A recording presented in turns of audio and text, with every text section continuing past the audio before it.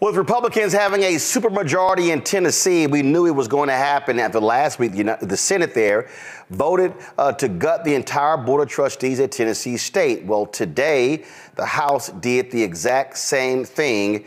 This is what happened.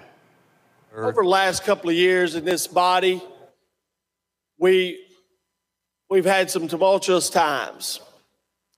And I talked to my friends on the other side of the aisle, and they're talking about, hey, you know, we're getting labeled as things that we aren't.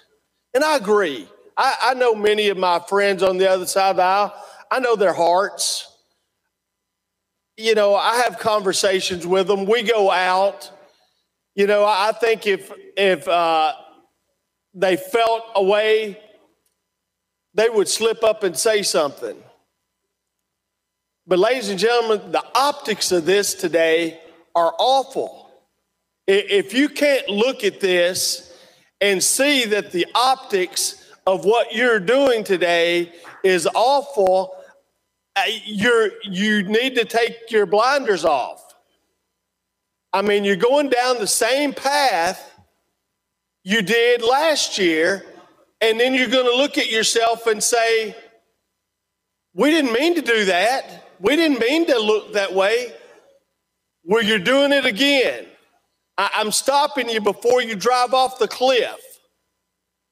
I'm stopping you before you get on Saturday Night Live again. I'm warning you. I'm telling you. I'm helping you out here because I know many of you. And no one should accuse you of being anything but coming up here to serve to the best of your ability. But you're driving off the cliff right now. You know, I worked in GovOp many years as a staffer. I've seen many audits of many universities that look horrendous. Have we ever vacated an entire board of a university before? Have we ever done that? But an HBCU that we owe $2 billion to? Oh yeah, we're gonna take their board. You know, we're gonna hold them hostage, and we're gonna say you need to shut up about your $2 billion because we're gonna vacate your board. And if you say anything else, we'll do something else to you. You better sit down and shut up and accept the crumbs we send you. The optics of this are horrendous. You're going off the cliff. Don't do it. Don't do it to yourself and then wonder why the press is attacking you and saying things.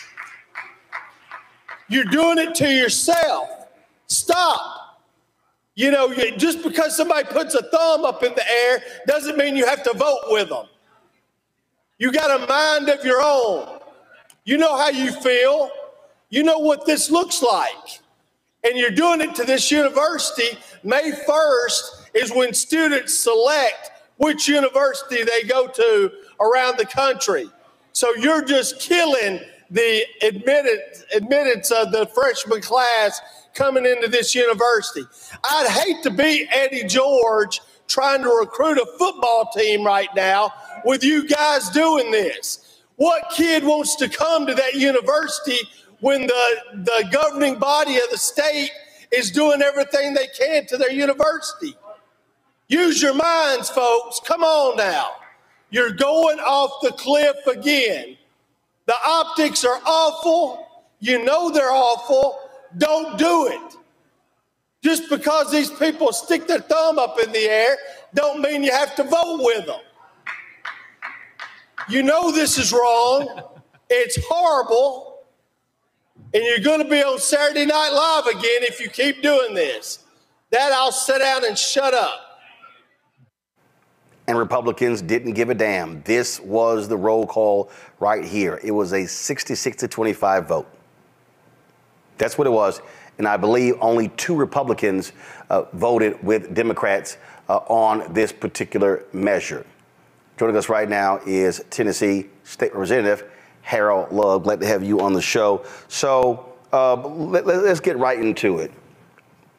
What happened here? Because my understanding, and talking to a number of people, in Nashville, in the legislature, in the community, at the school, alumni, students, is that many thought a compromise was being worked out, that the House would have voted to replace 3 or 4, and then that would pass the House, and then when it came to reconciling the 2 bills, there would be negotiation between the House and the Senate.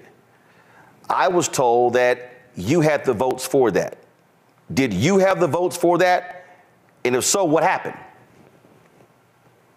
First, thank you for having me on the show, and thank you for your continued advocacy for HBCUs and Tennessee State specifically.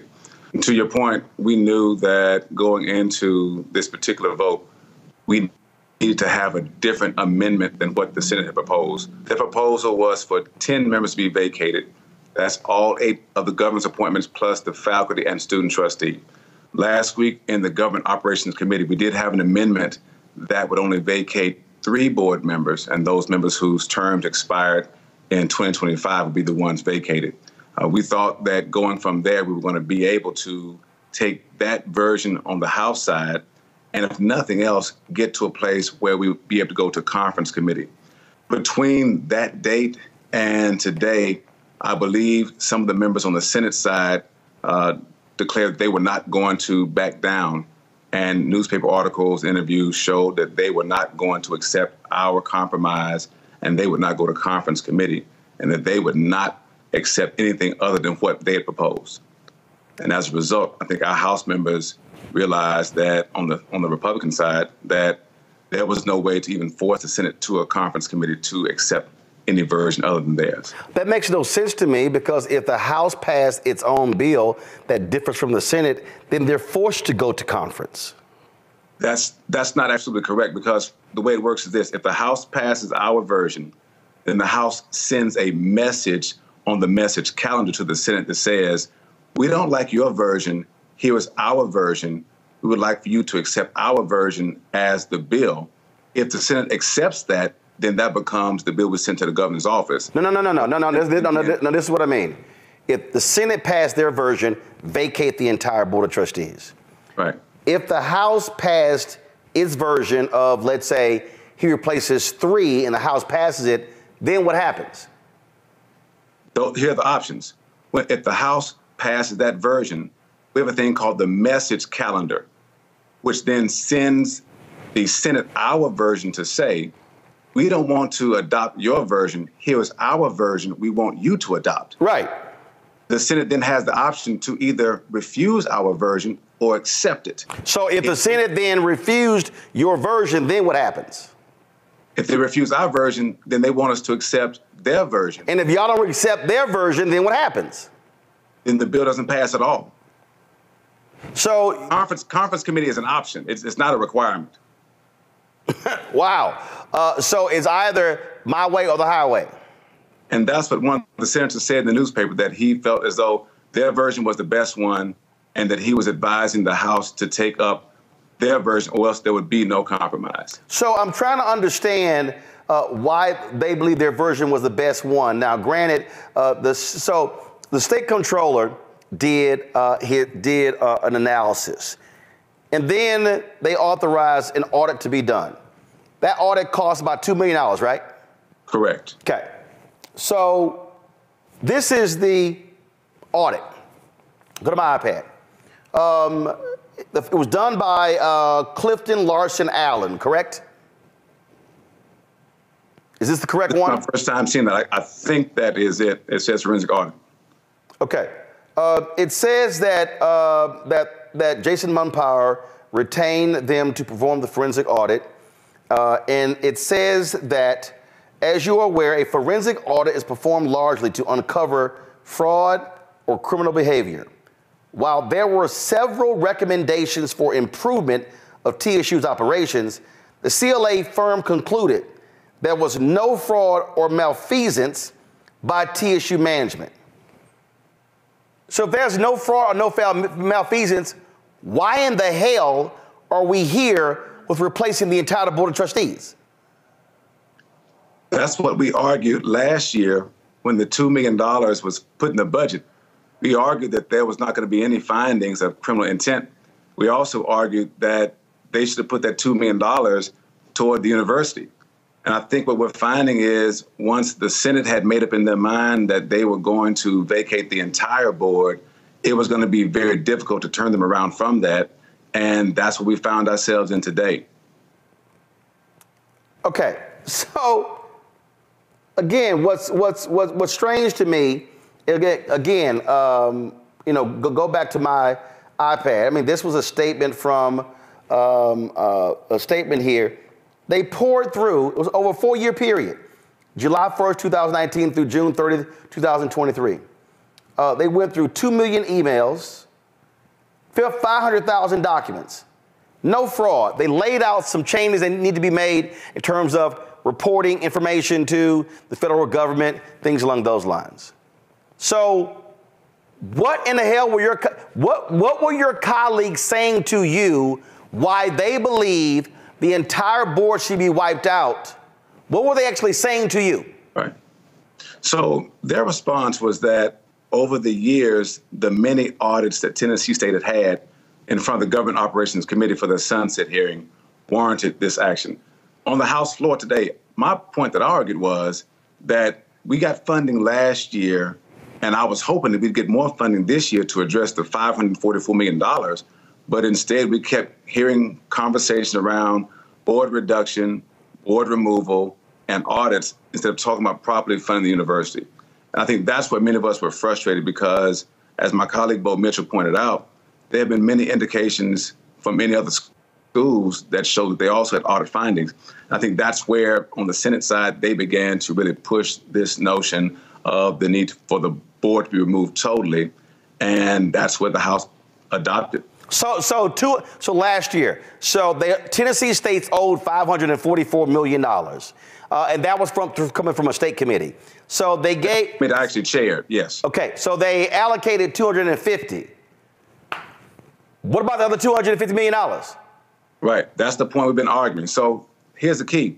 When we found out that the federal government, through the Biden administration, Department of Agriculture and Education, identified $2 billion, we then knew that there was going to be attempts made to marry the two numbers and then say that the real number was $544 million.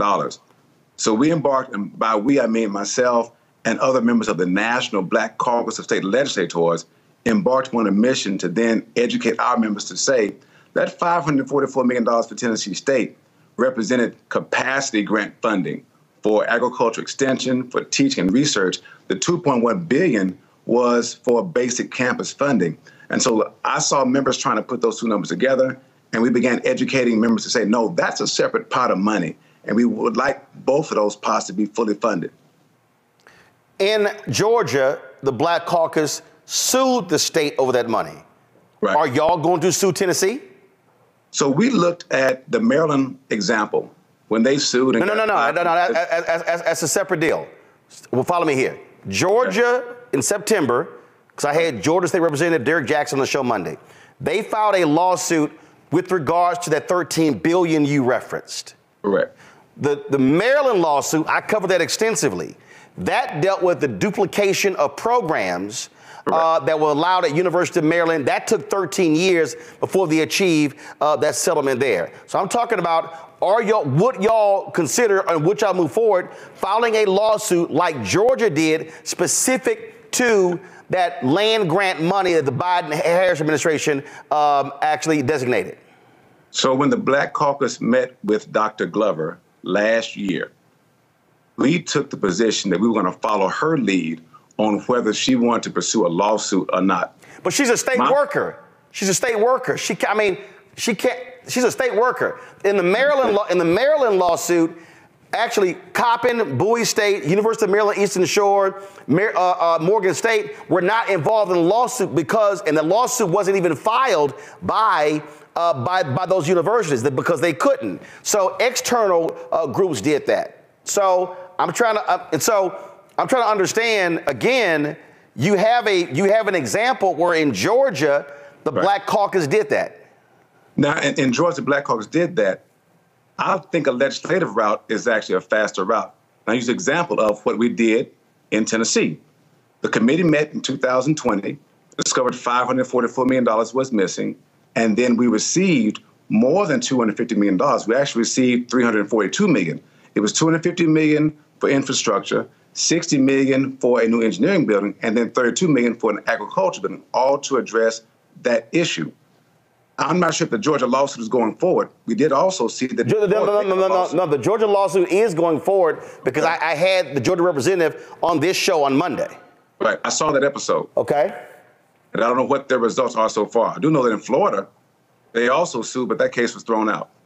Well, first of all, you had a group of students that sued in Florida, and so the question there became when it came to standing.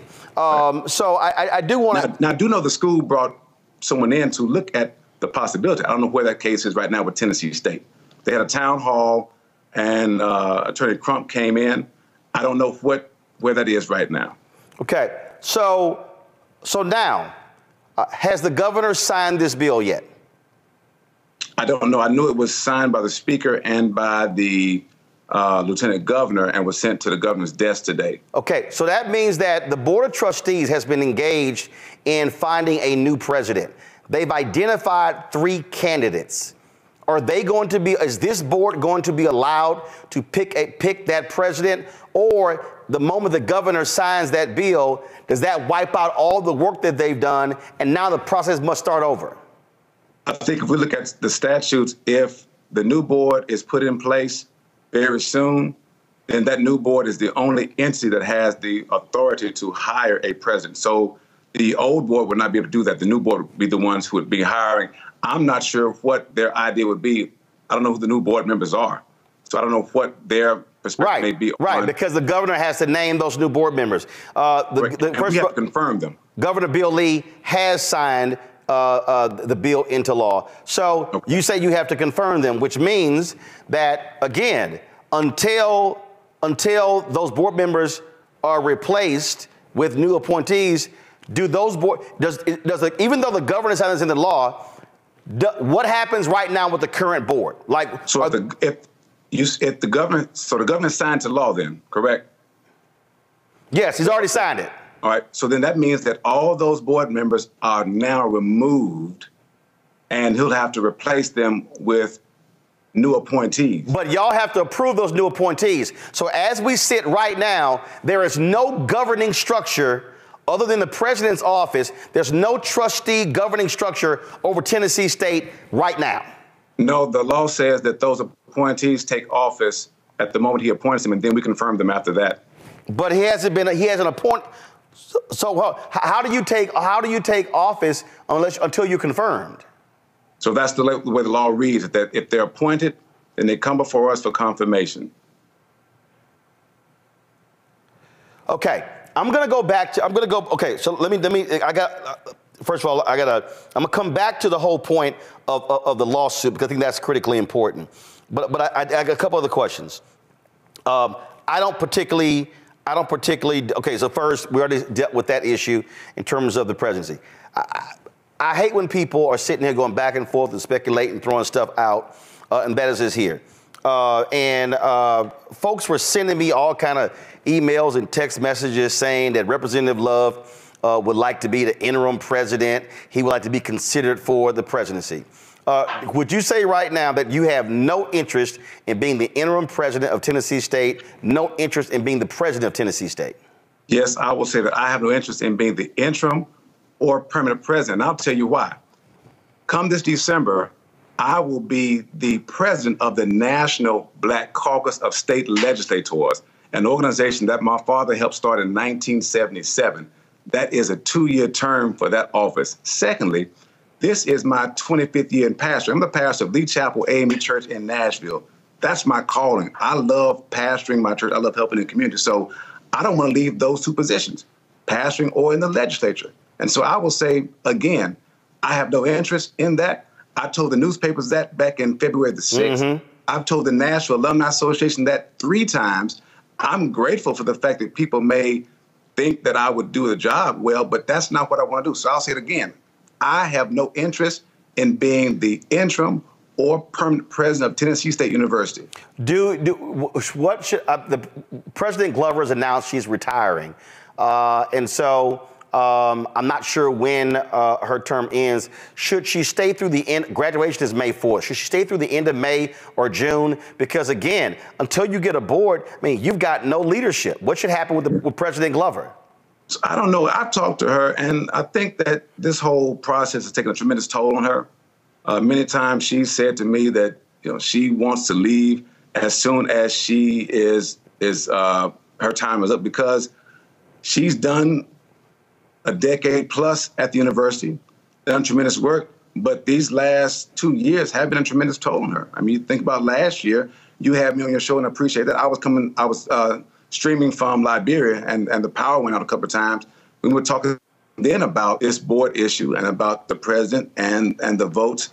And so this has been a difficult time for her. It's been a toll on many of us here in Nashville as well. In terms of a what's next, because again, if a new board comes in, process starts over. Who should be involved in choosing the next president? Should that be the sole domain of the Board of Trustees, or do you want the Black Caucus and legislators involved in choosing the next president? What should be the conduit to choose the next president of Tennessee State? So statutorily, the Board of Trustees are the only ones who can choose the president. I will say this, though. In the previous election, when Dr. Glover was chosen, you had legislators, the delegation from Davidson County, some Black Caucus members were able to have a process where they could talk to some of the finalists to find out what their perspective was on the school and what direction we'll take it in. I think that is a wonderful path to take to allow my colleagues and myself to at least have a conversation with those who are the finalists in the pursuit of being president. Is that the process for the University of Tennessee and other public institutions in Tennessee? To have legislators actually have a conversation with them? Yes. I'm not sure. So should... I do know that for Tennessee State, that's what we did almost 12 years ago now when Dr. Glover was first hired. No, I understand that, because see, here's why I'm asking that question, which for me is part of the problem. Mm-hmm. How I see this, and again, I'm not from Tennessee, but as somebody seen it from the outside, I see that there are two systems.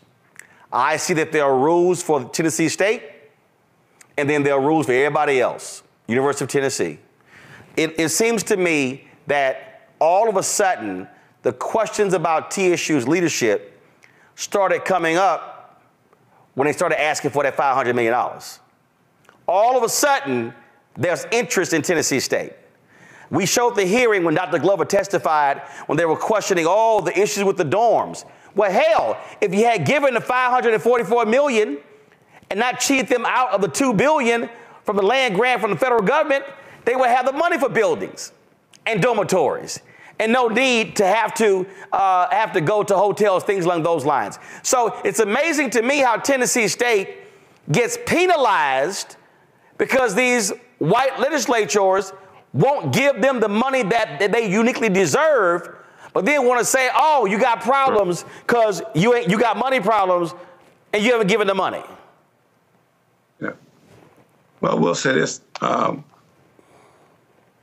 This report was done by my father, Alvin King, back in 1970. They first investigated then the underfunding of Tennessee State. And we've always had this conversation about what seemed like two systems, right? One where the funding went to UT first, and the other one where TSU's funding went to the state treasurer. One where even now the extension agents seem to not have the same salary amount. That's one thing we've been trying to overcome is this seemingly dual approach to funding our schools and treating them different ways. Couple of questions before I go to break, because my panel's got some questions, including former student government president and Tennessee State graduate, Dr. Greg Carr. And that is, continuity of leadership actually is kind of important. So you got a board of trustee here. So I'm curious, would you, and I understand what you said earlier about Dr. Glover, hey, all the stuff we're going through. Would you or others say, you know what, Doc, is it possible you stay through the end of December? Because for the purpose of continuity of leadership, would you entertain that conversation?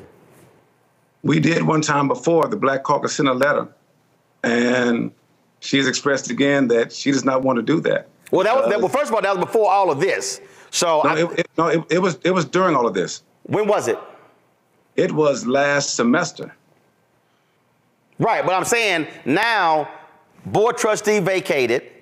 Yeah. Search process starts all over. So I mean, we don't know how long it may take. You know, you might literally go through the summer and the fall without an actual permanent president. That is possible. Or you may have a situation where once the governor makes these appointees, this new board may say, well, we have 3 finalists, and let's now go through the process and choose from those 3. I'm gonna go back to the question I had about the lawsuit. I understand that you said it would be faster if the legislature gives the money. Well, I think it would be. I could be. But is there any indication? But is there any indication they're gonna do it? I mean, you had your members. You were on the floor today. You had other members talking about the money.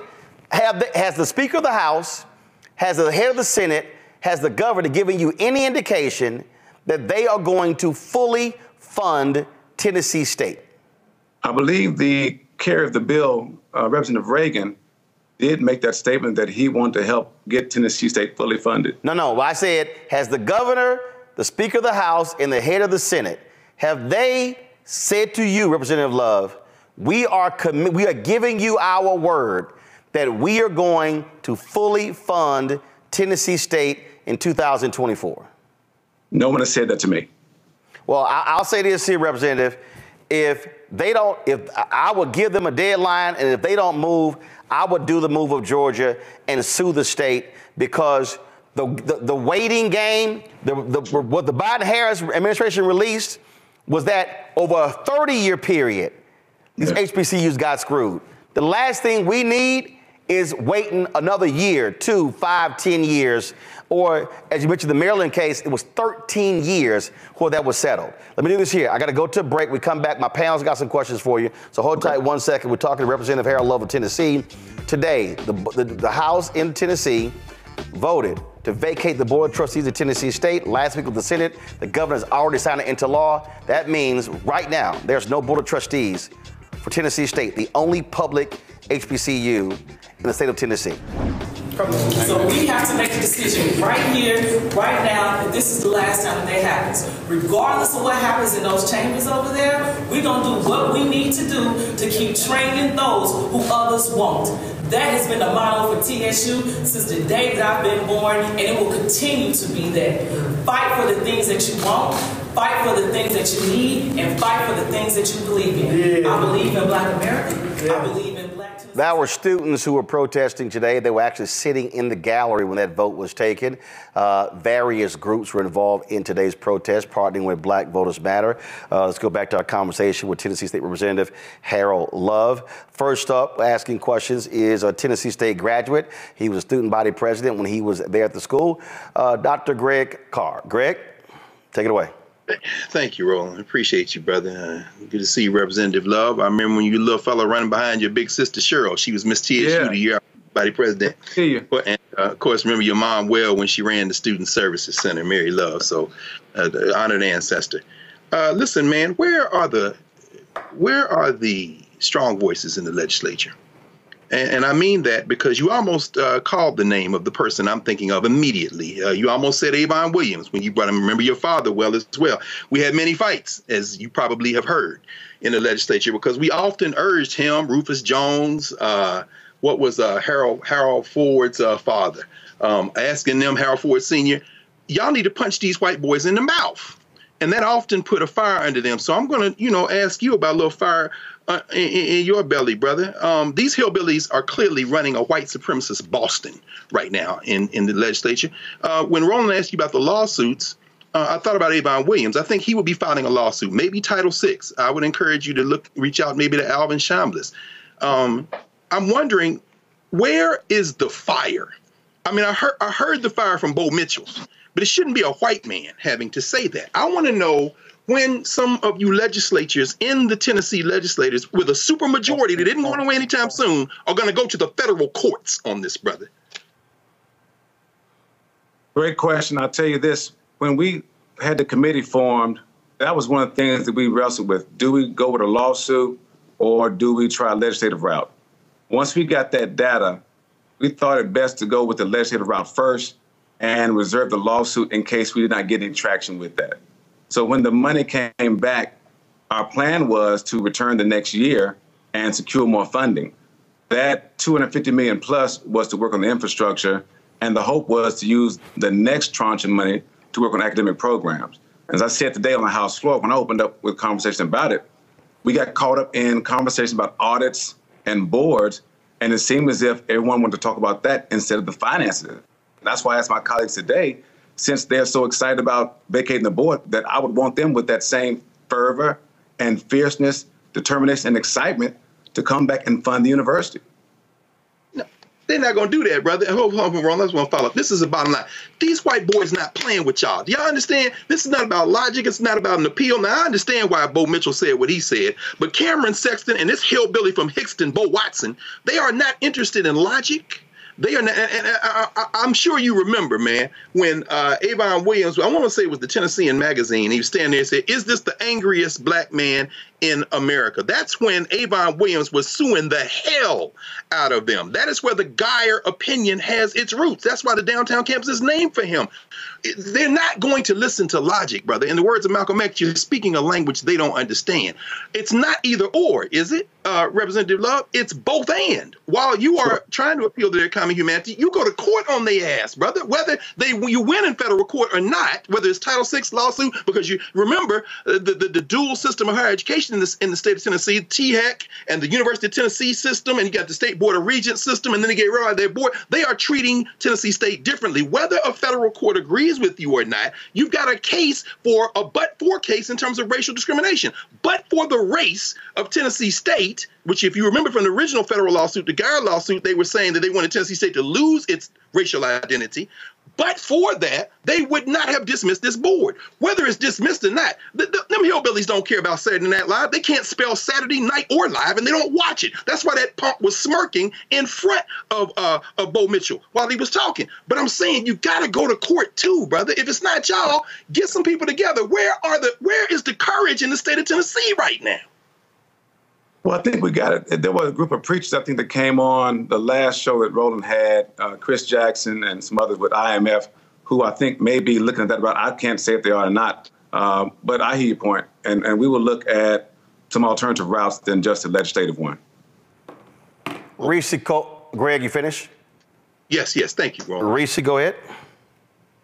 Representative Love, I'm curious at what legislative paths there are, given that it seems like they're not negotiating in good faith. I mean, they did such a route at the last minute. So are there other legislative paths that don't necessarily involve bringing things to a floor vote? You know, just help educate me on that aspect. So one path we can take is this, and that's the one we use to get the other money, is to get in the governor's budget. One thing we discovered is it's much harder to take money out of the governor's budget than it is to put it in after the amendments have been put in. And so that's the path I would hope to take, is this next budget cycle to get in the governor's budget that money we're talking about for academic programs. Dr. Glover has worked tremendously hard and talked about moving from R2 to R1 status. You got to have the money to increase those degree-producing programs. You got to graduate more PhDs. That can only be done with more money for academic programs. So that's the path to take.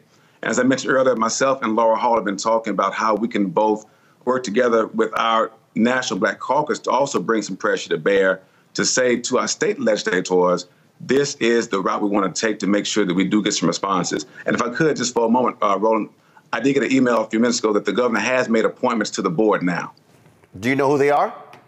Yes. Who are they? Trevia Chapman, President, Bank of America in Memphis. Jeffrey Norfleet, Provost and Vice President for Administration, Shorter College in Arkansas. Marquita Qualls, Founder and Principal, Entropia Consulting. Terica Smith, Deputy Mayor and Director of Human Resources in Jackson, Tennessee. Charles Trauber, General Counsel, Division of Real Estate, Retail and Financial Service at Bridgestone Americas. Dwayne Tucker, CEO of Lead Public Schools. Kevin Williams, President and CEO of GAA Manufacturing, and Dakasha Winton, Senior Vice President of Chief Government Relations Officer at Blue Cross Blue Shield, Tennessee. And the press release says they're all TSU alums. Okay. Lee Public Schools is one ain't that funky charter school that Lee tried to foist off on the state of Tennessee last time? That's Lead, right? That was Hillsdale. Well, what's the name of the public schools person? Lead Public Schools, Dwayne Tucker. Charter schools. Okay, here's what I'm trying to understand.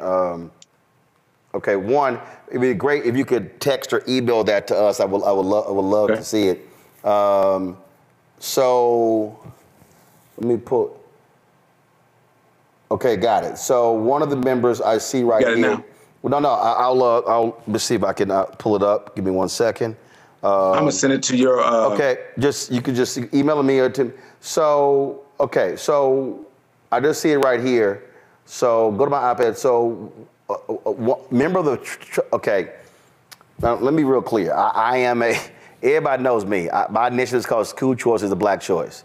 And I don't know the brother, but this is a university. I don't know of any other major universities where somebody who is the CEO of a charter school network would be on the board of trustees of a university.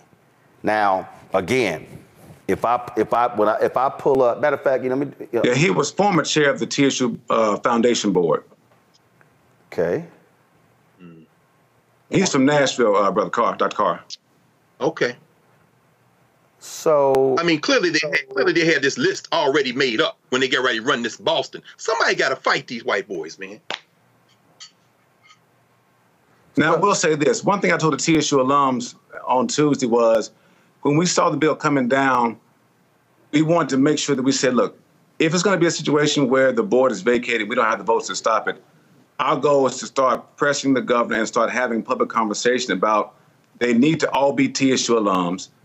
That was something that wasn't the case before, because the state law only requires that there be 3 alums, whatever school it is, whether it's Austin P, MTSU, Tennessee Tech, only 3 are required to be alums and only 6 are required to live in the state. And so that's one thing that we pushed when we first started talking about these boards coming off. We said, look, we got to start thinking about this. And I told the students today, when they asked me, what's the next move? I said, the next move is we have to talk about what these boards can look like. So TSU Alumni Association actually at one of their meetings had a list together, and they sent that to the governor's office, I want to say maybe 3 weeks ago. Well, I mean, here's my position. And listen, there are 107 HBCUs. I've done the commencements for, I think, 19 HBCUs. I'm coming to you, Lauren. Hold on. I'm giving the commencement to Wilberforce in May. I've been on the campus speaking, broadcasting from 58 HBCUs. And one of the issues that I see with a lot of places has been the board of trustees. And I'm a firm believer in folk who have run organizations, who have had significant executive position. Go to my iPad. This is the members of the University of Tennessee Board of Trustees. A former president of PepsiCo, a partner in a law firm in Jackson, Tennessee, commissioner of the Agriculture for the State of Tennessee, former president and CEO, Nashville Electric Service, former senior advisor of product management for Cigna, attorney with a law firm in Memphis, executive chairman of AutoZone, former president, CEO of AutoZone, former CEO and chairman of Foster Farms, former president, CEO of Tyson Foods, co-owner of Mountain View Auto Group, attorney with a law firm in Nashville. Then you have your student trustee, and then you have a person, a former CEO of a state collaborative of reforming education. All I'm saying that it's very interesting to me when I look at the resumes of folk who a lot of these governors pick for HBCUs compared to a Tennessee or a Texas or a Texas A&M. I take it you would really want folk on the Tennessee State Board who are CEOs, who have run businesses, who can actually raise money, who can bring in dollars to Tennessee State. Roland, how do they compare to the prior board? Oh, I'm gonna pull that up too. But I'm making a point. What typically happens with a lot of HBCU boards, especially at public institutions, I've seen it at Texas Southern University, the other TSU, and frankly, they've had folks on that board who the Republican governors would never appoint to Texas A&M or University of Texas. And so I'm looking at Kevin Williams. To your point, so I'm looking him up. He's the former CEO of GM in Canada. Good. Okay, that's one. Who else? I'm just curious about their backgrounds, because I'm sure you want folk who can properly, provide governance and lead the institution. Go ahead. No, I'm saying I just looked him up. Okay. Lauren, your question. Right. I'm pulling up right now the other names, but Lauren, go ahead. Representative Wood, so are we to understand right now as we sit here that there is no legal action being taken by any party who may have standing to sue the state for the money for the school? I mean, there's no one suing right now for the money that's outstanding that's due Tennessee State. It's my understanding that there is no one. I have heard several groups at several forums talk about getting a petition signed to get persons signed up for a lawsuit. Specifically, when Attorney Crump came to Tennessee State for the town hall, someone asked him a question about that. They even asked a question about whether former students whose scholarship and financial aid may have been affected because the school was not funded properly, if they would have standing. And the response, I think, was that they were looking into it. So to answer your question, I don't know of any specific group that is. I've just heard of several groups that have been looking to get people signed up in the possibility that they would have one. Okay, thank you. Sure. Go to my iPad. So you read the names. I'm just showing it. Sorry, folks. You should have told me it didn't have it connected. So here we go. Let me have it connected here. So I just want to, again, so the governor, this is the press release that the governor released appointing the new board trustees, touting each as an alum of TSU. Trevia Chapman, President, Bank of America, Memphis. Jeffrey Norfleet, Provost and Vice President for Administration, Shorter College. Marquita Qualls, Founder and Principal, Entropia Consulting. Tarika Smith, Deputy Mayor and Director of Human Resources, Madison County. I don't know. How big is Madison County? I'm just curious. That's Jackson, Tennessee. Oh, okay. Jackson, Tennessee. Okay. Charles Trauber, General Counsel, Division of Real Estate, Retail and Financial Services at Bridgestone Americas. Dwayne Tucker, CEO of Lead Public Schools. Kevin Williams, President and CEO of GAA Manufacturing. Dakasha Winton, Senior Vice President and Chief Government Relations Officer at Blue Cross Blue Shield of Tennessee. The faculty trustee and the student trustee, do they remain or do they have to get picked over? They have to be picked over. So the faculty would choose their trustee. The way the student trustee gets picked is the actual board members would pick that person. And I don't know the process that Tennessee State uses. I know some other schools have had a situation where the SGA will take applications and then interview the students, and then the president will pass those names on. But the board itself is responsible for choosing that student trustee. Last question for you. We're going to be in Nashville on Monday. We're going to be broadcasting from there. We're going to be at the forum. First of all, there's a news conference at 11 a.m. In the rotunda of the Tennessee Capitol. And then we are going to have, so all the folks you see there participating in the news conference. We were invited in by the student government vice president and the student, well, now the former student trustee. Then I'm going to be broadcasting my show from the forum in the TSU Student Center on the campus of Tennessee State. And so we look forward to having you and others there, because how I see this, Representative Love, this is not just an issue of trustees. Sure. It's also the money. It's also that federal money. Also, my concern, and I see this Republicans all the time, Republicans will take an action in Tennessee or Georgia or North Carolina, and then will use that as a blueprint in other states. Are you concerned that because of what Republicans have just done in Tennessee, that this is going to create a situation where they may try the exact same thing to target other public HBCUs all across the South?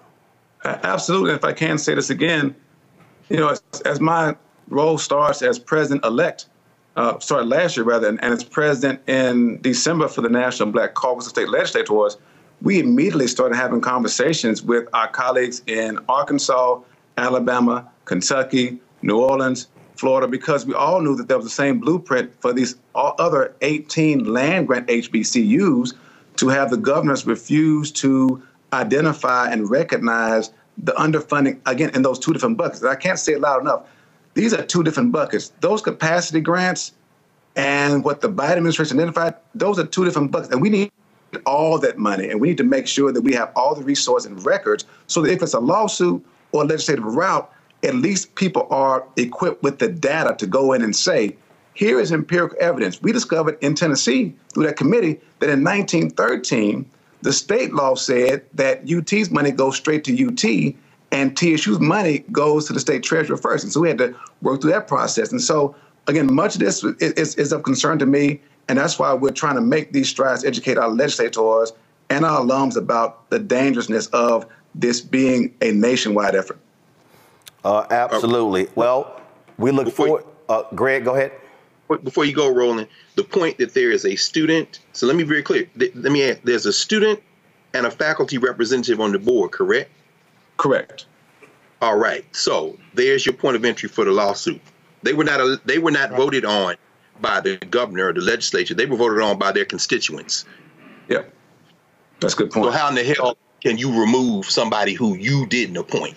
I mean, it's pro forma to appoint them. But anyway, I'm just saying, get some legal minds on this, brother. This is what I'm saying. Absolutely. I listen. I don't know of anything in America that black people have ever gotten where we didn't have to fight for it.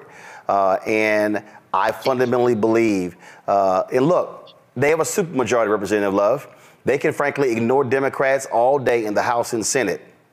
They cannot ignore a federal lawsuit. And that was federal money that actually was supposed to go to these HBCUs. And so that won't be a state lawsuit. That will be a federal lawsuit. I would really encourage y'all to hit them the legal route. And I would also say to all of those HBCUs in other states, in Georgia, in Tennessee, in West Virginia, in Texas, and on, hit all of them at the same time. That is needed. They've got to understand, we want that $13 billion. Yeah, $13 billion plus, because I'm convinced that it wasn't just 30 years. Oh, I agree. I mean, I agree. Get all of it. Yep. Get all of it. Representative Love, we appreciate it. We'll see you on Monday. Thank you. I'll see you there. Thank you. Fanbase is pioneering a new era of social media and investment. This next generation social app has already raised $10 million and has just opened a new round to invest. For details on how to invest, visit startengine.com/fanbase or scan the QR code.